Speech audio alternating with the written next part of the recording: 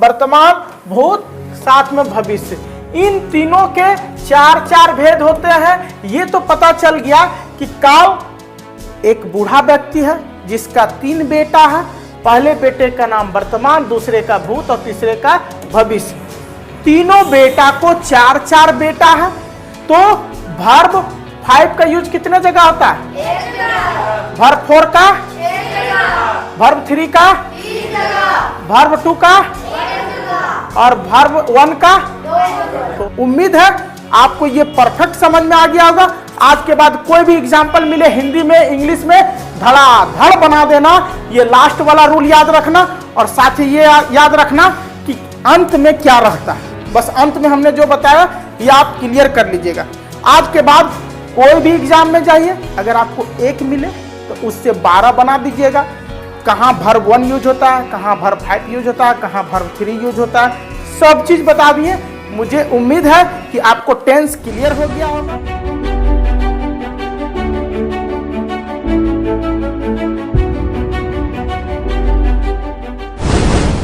देखिए आज हम लोग काल चैप्टर को पढ़ेंगे, इंग्लिश में जिसे टेंस कहते हैं। टेंस आपने कई बार इंग्लिश में पढ़ा होगा और यह भी जाना होगा कि टेंस के 3 भेद होते हैं, प्रेजेंट, पास्ट, फ्यूचर।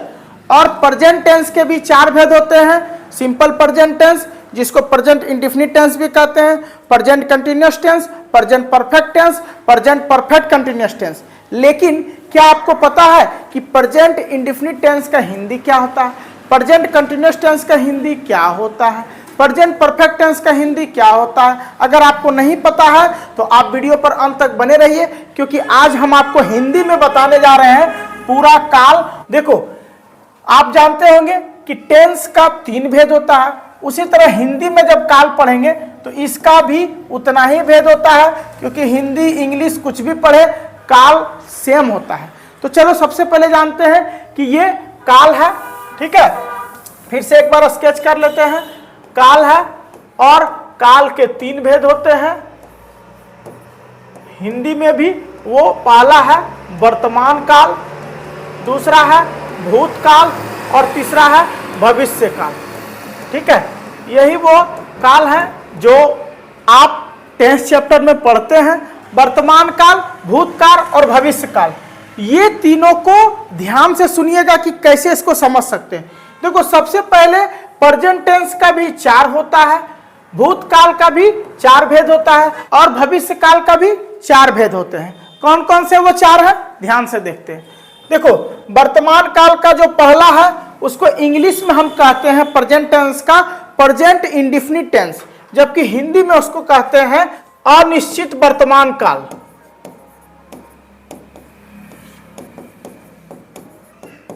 अनिश्चित वर्तमान काल। वहीं दूसरा अगर हम इंग्लिश में देखते थे तो जिसको बोलते थे प्रेजेंट कंटिन्यूअस टेंस, जिसको बोलेंगे सतत या लगातार, सतत या लगातार। और फिर से क्या बोलेंगे, वर्तमान काल। तीसरा जो होता था उसको कहते थे प्रेजेंट परफेक्ट टेंस। तो परफेक्ट का हिंदी हो जाएगा यहां पे पूर्ण। तो इस हिसाब से पूर्ण वर्तमान काल, पूर्ण वर्तमान काल। उसके बाद अंत वाला जो था वो आपका दोनों चीज मिला के बनता है। कौन कौन, तो ये वाला, ठीक है, ये और ये, यानी सतत और पूर्ण मिला के बनता है। तो उसको हम बोल सकते हैं परफेक्ट कंटिन्यूअस को हम बोल सकते हैं सतत पूर्ण वर्तमान काल। तो उम्मीद है कि आज आपको हिंदी पता चल गया होगा। कैसे, तो बताते हैं। आप बोलते होंगे सिंपल प्रेजेंट टेंस या प्रेजेंट इंडेफिनिट टेंस। तो प्रेजेंट इंडेफिनिट टेंस का हिंदी हो जाएगा अनिश्चित वर्तमान काल। इंडेफिनिट का मतलब अनिश्चित। दूसरा है कि प्रेजेंट कंटिन्यूअस टेंस। तो कंटिन्यूअस का आप सतत भी बोल सकते हैं, लगातार भी हो सकते हैं, क्योंकि ये दोनों एक दूसरे का पूरक है। ये पर्यायवाची शब्द में आपको देखने को मिलेगा कि सतत का दूसरा लगातार भी होता है। तो आप दोनों में से कुछ भी लिख सकते हैं। तो सतत वर्तमान काल। तीसरा जो है वो था प्रेजेंट परफेक्ट टेंस। तो परफेक्ट का हिंदी पूर्ण हो जाएगा, पूर्ण वर्तमान काल। और चौथा है सतत पूर्ण वर्तमान काल। ये चारों आप देख लिए हैं, यही चारों आप इंग्लिश में पढ़ते थे, हिंदी में यही इसका हिंदी होगा। वहीं अगर आपको भूतकाल का ये चारों भेद लिखना हो तो ज्यादा मेहनत नहीं करना है।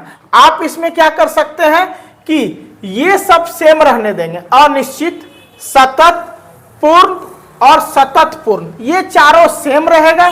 और वहां पे बीच में जहां जहां वर्तमान है वहां भूत लिख देंगे, और अंत में काल तो सबके साथ जुड़ा हुआ रहता ही है। तो बहुत आसानी से आप इसका दूसरा पार्ट्स भी लिख सकते हैं भूतकाल का। तो भूतकाल जब हम लिखेंगे तो सबसे पहले एक नंबर पे लिखेंगे अनिश्चित भूतकाल, अनिश्चित भूतकाल। दूसरा क्या लिख सकते हैं? सतत भूतकाल, सतत भूतकाल। तीसरा लिख सकते हैं पूर्ण भूतकाल, और उसके बाद अंतम में सतत पूर्ण भूतकाल। ठीक है, इस हिसाब से आप समझ गए होंगे कि पहला वाला सिर्फ याद करना, दूसरा में करना कुछ नहीं है, सब सेम रखना है। जहां जहां पहला में वर्तमान था वहां दूसरा में सिर्फ क्या कर देना है? भूत कर देना। कोई दिक्कत यहां तक? सेम प्रोसेस से आप भविष्य काल का भी लिख सकते हैं। जहां जहां पे अनिश्चित, सतत, पूर्ण और सतत पूर्ण है वहां भविष्य काल में आप इस तरह से बदल सकते हैं। जैसे हम कलर चेंज करके आपको बताते हैं। यहां पे सबसे पहले अनिश्चित लिखेंगे, फिर लिख देंगे सतत, अगला लिखेंगे पूर्ण, और सबसे अंतिम में लिखेंगे सतत पूर्ण, सतत पूर्ण। हो सकता है ये कलर आपको थोड़ा सा कम दिख रहा होगा, ठीक है, क्योंकि बैकग्राउंड से मैच कर जा रहा। खैर देख लीजिए आप, ये चारों लिख के और भविष्य लिख देंगे और काल लिख देंगे, यानी ये सब सेट कर देंगे लास्ट में। तो बहुत आसानी से आज आपको पता चल गया होगा कि काल चैप्टर किसे कहते हैं। काल चैप्टर के 3 भेद होते हैं, वर्तमान, भूत और भविष्य। वर्तमान, भूत और भविष्य 3 होते हैं, वर्तमान, भूत, साथ में भविष्य। इन तीनों के 4 भेद होते हैं। ये तो पता चल गया कि काल एक बूढ़ा व्यक्ति है जिसका 3 बेटा है।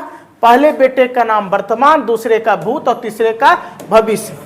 तीनों बेटा को 4 बेटा है, जिसका पहला अनिश्चित वर्तमान काल, दूसरा सतत या लगातार वर्तमान काल, तीसरा पूर्ण वर्तमान काल और चौथा सतत पूर्ण वर्तमान काल।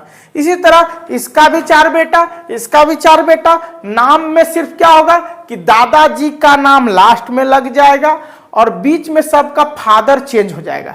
फादर मतलब पहला वर्तमान है तो बीच में सबका फादर आ जाएगा और लास्ट में दादाजी रहेगा। इसमें भी भूतकाल है तो शुरू में सब बेटा का नाम लगभग सेम है। तीनों क्या है, अपना अपना बेटा का नाम सेम रखा है, खाली बोला बीच में बाप का नाम दे देना, लास्ट में दादा का नाम दे देना। तो इस ट्रिक से भी आप याद कर सकते हैं। उम्मीद है काल में इतना आपको समझ में आ गया होगा। अब हम 12 भेद को समझेंगे। 12 जो भेद है इसको समझने का प्रयास करते हैं, ठीक है, जिससे कि आप कभी भी काल से कोई चीज आए तो आप उसको समझा सकते हैं। देखो काल किसे कहते हैं ये पहले समझते हैं। काल का मतलब हो जाता है क्रिया। काल का मतलब क्रिया। इसलिए इसका डेफिनेशन अगर लिखना हो तो आप ये लिखिएगा, क्रिया के जिस रूप से समय का बोध हो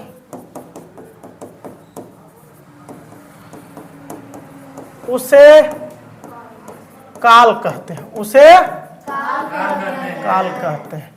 जैसे टेंस का मतलब टाइम होता है, टेंस का सीधा मतलब टाइम होता है। T for tense, T for time, T for tense, T for time हमेशा याद रखना है, आपको कभी भी समझने में दिक्कत नहीं होगा। और जब भी हम टेंस चैप्टर पढ़ेंगे तो इसमें 12 जो भेद होता है उन 12 भेद के साथ एक चीज चिपका रहेगा जिसका नाम है क्रिया। आप एक भी टेंस 12 में से ऐसा नहीं देखेंगे जिसका जब सेंटेंस बनाएंगे ना, वाक्य, तो उसमें क्रिया ना हो, सब में क्रिया रहेगा। कैसे देखते हैं, टोटल क्रिया 5 प्रकार के होते हैं, ठीक है। पहला होता है वर्ब 1, दूसरा होता है वर्ब 2, तीसरा होता है वर्ब 3, चौथा होता है वर्ब 4, पांचवा होता है वर्ब 5। यानी क्रिया का पहला रूप, दूसरा रूप, तीसरा रूप, चौथा रूप और पांचवा रूप। इसको इस तरह से समझो तो एकदम क्लियर हो जाएगा। जैसे मान लो कि हम लिखे हैं, जैसे में गो, वेंट, गॉन, देखो तीनों अलग है। गो मतलब जाता है, वेंट मतलब गया या गया था, और गॉन मतलब जा चुका है। अगला है गोइंग, अगला है गोइंग और लास्ट वाला है गोज। यानी पांचों का पांचों देखिए चेंज हो रहा, पांचों का पांचों चेंज हो रहा। गजब है ना। लेकिन एक आता है जिसका नाम है रीड, जो तीनों सेम रहता है। रीड, रीड, रीड, तीनों सेम रहेगा। तो कुछ कुछ का सब चीज सेम रहता है। यानी वर्ब 1 भी सेम रहता है, वर्ब 2 भी सेम रहता है, वर्ब 3 भी सेम रहता है।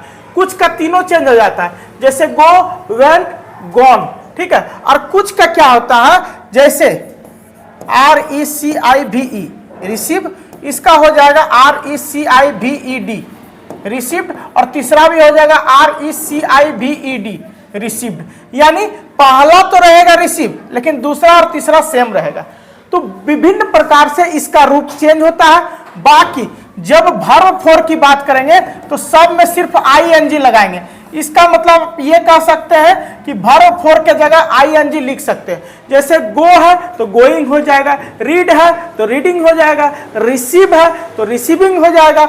और अंत वाला किसी में S लगता है, जैसे इसमें लग जाएगा रीड्स, और किसी में ES लग जाएगा, जैसे गो से गोज हो जाएगा, और किसी में रिसीव्स, इसमें भी S लग जाएगा।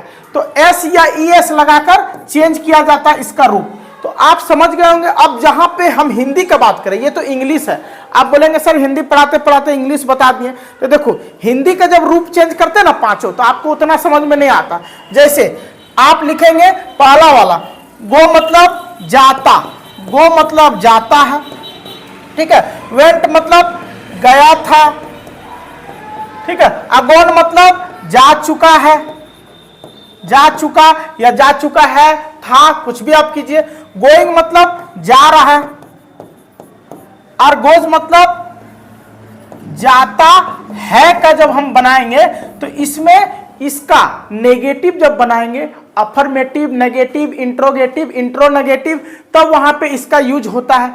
जैसे डू का डज, जैसे डू का आप पहले ही कर सकते हैं, डू, डज, इस प्रकार से आप लगा के चेंज कर सकते हैं, ठीक है। जहां पे आपको लगे कि फर्स्ट फॉर्म है, जैसे सिंपल प्रेजेंट टेंस में हम इसका S या ES लगा के प्रयोग करते हैं। सिर्फ एक ही जगह वर्ब 5 का यूज होता है, सिंपल प्रेजेंट टेंस में, यानी प्रेजेंट इंडेफिनिट टेंस में सिर्फ एक जगह होता है।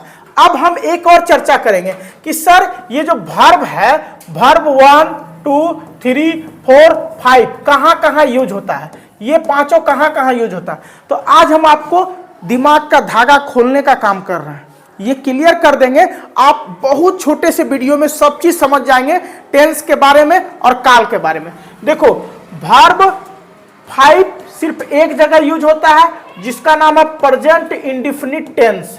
सिर्फ यानी कि 12 भेद है, पहला वाला भेद में सिर्फ यूज होता है, किसका, वर्ब 5 का। बाकी 11 आपको नहीं लगाना, सिर्फ प्रेजेंट इंडेफिनिट टेंस में लगाना। दूसरा आपका हो जाएगा वर्ब 4 की अगर चर्चा करें, वर्ब 5 का चर्चा कर लिए, अब वर्ब 4 का चर्चा करेंगे। पीछे से आ रहे हैं, वर्ब 5, वर्ब 4, वर्ब 3, इस तरह बताते चले जा रहे हैं। तो वर्ब 4 का कहां कहां चर्चा करेंगे, तो वर्ब 4 का चर्चा सबसे ज्यादा होता है। अगर पूरे टेंस में 12 भेद है तो 6 जगह वर्ब 4 का चर्चा होगा। कितने जगह, 6 जगह। कहां कहां होगा, तो देखो present tense, past tense, future tense, तीनों का कंटिन्यूअस में, तीनों का और तीनों का परफेक्ट कंटिन्यूअस में, परफेक्ट कंटिन्यूअस में, यानी तीनों का दूसरा भेद वाला में, ठीक है। जैसे प्रेजेंट इंडेफिनिट टेंस होता है, प्रेजेंट कंटिन्यूअस टेंस होता है, प्रेजेंट परफेक्ट टेंस होता है, प्रेजेंट परफेक्ट कंटिन्यूअस टेंस होता है। तो जहां इंडेफिनिट है जहां पे वहां नहीं करना, जहां परफेक्ट है वहां नहीं करना, बाकी कंटिन्यूअस जहां लगे रहे। तो 6 जगह कंटिन्यूअस लगा रहता है ना। Yes sir. तीनों भेद का दूसरा दूसरा भाग में और तीनों भेद का चौथा चौथा भाग में, यानी कंटिन्यूअस का सभी रूप में और परफेक्ट कंटिन्यूअस का सभी रूप में। तो टोटल कितने जगह यूज होता है? 6 जगह। क्लियर हुआ? अब हम बात करेंगे तीसरा का। तीसरा क्या है? तीसरा वर्ब 3। वर्ब 3 का यूज होता है 3 जगह। वर्ब 3 का यूज होता है 3 जगह। इसका यूज होता है 1 जगह, इसका यूज होता है 6 जगह और इसका यूज होता है 3 जगह। तीनों का परफेक्ट में, तीनों का तीसरा तीसरा तीसरा। Present perfect tense, past perfect tense और फ्यूचर परफेक्ट टेंस। तो कितना हो गया? 6 3 9 और 1 10। 10 हो गया, बचे हैं 2। ठीक है, अब देखते हैं वो कहां कहां यूज होता है। जैसे वर्ब 2 का यूज कहां कहां होता है बाबू? तो इसका तीनों का परफेक्ट में होता है, आप हमेशा याद रखिएगा। ठीक है, अब वर्ब 2 का यूज कहां पे होता है? तो वर्ब 2 का यूज कहां होता है इसको अब समझाते हैं, ध्यान से सुनो। वर्ब 2 का यूज होता है आपका सिर्फ एक जगह, वो है पास्ट इंडेफिनिट टेंस यानी सिंपल पास्ट टेंस में। कहां पे होता है? पास्ट इंडेफिनिट टेंस, सिर्फ एक जगह। ठीक है, सिर्फ एक जगह। जैसे V5 का एक जगह यूज होता है पास्ट प्रेजेंट इंडेफिनिट टेंस में, तो इसका पास्ट इंडेफिनिट टेंस में सिर्फ यूज होता है, सिर्फ एक जगह। तो ये दोनों आसान है, वर्ब 5 और वर्ब 2 सिर्फ एक जगह यूज होगा, बाकी ये सब थोड़ा सा ज्यादा जगह यूज होता है। उसके बाद वर्ब 1 की बात करें तो ये 2 जगह यूज होता है। वर्ब 1 हमेशा 2 जगह यूज होता है। ठीक है, हालांकि ये गिनने से 13 हो जाएगा। ये गिनने से कितना हो जाएगा? 6 3 9 1 10 1 11 और 2 13। लेकिन बाबू ये 2 जगह यूज होता है, इसीलिए 13 हो गया। कहां कहां यूज होता है? तो सबसे पहले प्रेजेंट इंडेफिनिट टेंस, प्रेजेंट और फ्यूचर इंडेफिनिट टेंस में, और फ्यूचर इंडेफिनिट टेंस में। प्रेजेंट इंडेफिनिट टेंस और फ्यूचर इंडेफिनिट टेंस। देखो प्रेजेंट इंडेफिनिट टेंस में जो आई, वी, यू, दे, इन सबों के साथ जो थर्ड पर्सन सिंगुलर नंबर उसके साथ सिर्फ एस लगता है। थर्ड पर्सन जैसे ही, सी, इट और किसी का नाम, इन सबों में वर्ब 5 का यूज होता है। वर्ब 5 का यूज होता है, एस और ईएस लगाया जाता है। बाकी सभी के साथ वर्ब 1 का यूज होता है। ठीक है, और साथ में आप देख लीजिएगा जब फ्यूचर का पहला भाग यानी फ्यूचर इंडेफिनिट टेंस पढ़ेंगे तो वहां पे वर्ब 1 का यूज होगा। ठीक है, मैं खाना खाऊंगा, I will eat food, I will eat food. तो वहां ईट का यूज हो रहा है, ईटन नहीं हो रहा, ईटिंग नहीं हो रहा, सिर्फ ईट लग रहा है। तो उम्मीद है आपको ये तो समझ में आ गया होगा कि इन सबों का रूप कहां कहां यूज होता है। तो वर्ब 5 का यूज कितने जगह होता है? एक जगह। वर्ब 4 का 6 जगह। वर्ब 3 का 3 जगह। वर्ब 2 का 1 जगह। और वर्ब 1 का 2 2 जगह। तो सबसे ज्यादा यूज किसका हो रहा है? वर्ब 4 का, जहां जहां कंटिन्यूअस टेंस रहेगा तो 6 जगह कंटिन्यूअस है। तो उम्मीद है आपको ये चीज तो समझ में आ गया होगा। इस काल में हम ये सेट कर लेते हैं कि 12 present indefinite tense, present continuous tense, present perfect tense, present perfect continuous tense. उसके बाद ये हो गया 4 जो किसका था? वर्तमान काल का। किसका था? वर्तमान काल का। अब हम यहां पे बात करेंगे भूतकाल का। ठीक है, तो भूतकाल का क्या होगा इसको भी देख लेते हैं। भूत में भी सेम लिखेंगे। भूत का इंग्लिश होता है पास्ट। ठीक है, पास्ट टेंस होता है, इसको लिख लेते हैं past indefinite tense, past continuous tense, past perfect tense, past perfect continuous tense. ठीक है, ये हो गया। अब फ्यूचर में भी आ जाते हैं यानी भविष्य काल में। तो भविष्य काल में क्या होगा इसको भी देखते हैं। ठीक है, जिसको बोलते हैं फ्यूचर, तो इसमें भी बोल सकते हैं future indefinite tense, future continuous tense, future perfect tense, future perfect continuous tense. ये चारों भी है, तो इन चारों को भी देख लेते हैं एक एक करके। तो सबको चलो ध्यान से देखते हैं इसका एक एक एग्जाम्पल। जैसे राम, आम, खाता है। तो राम आम खाता है, इसका एक देख लिए जिसको बोलते हैं प्रेजेंट इंडेफिनिट टेंस। इसी से 12 को सेट करते हैं। तो यहां पे फिर दूसरा में लिखेंगे राम आम खा रहा है, राम आम खा चुका है। अगला है राम 2 घंटों से आम खा रहा है।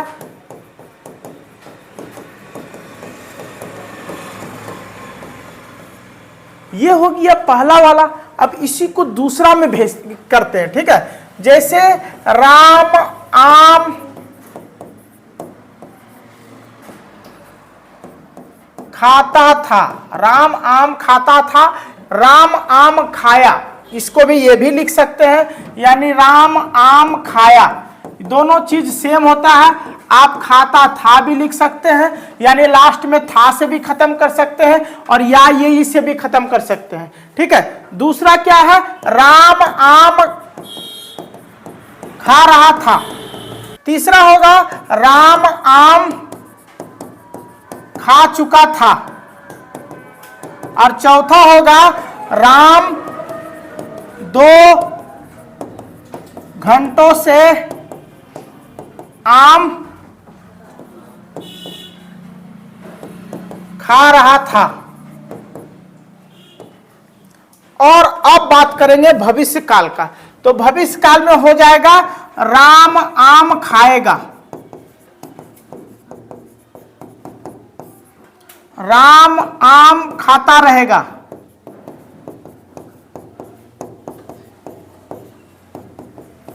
उसके बाद होगा प्रेजेंट परफेक्ट टेंस का, राम आम खा चुकेगा।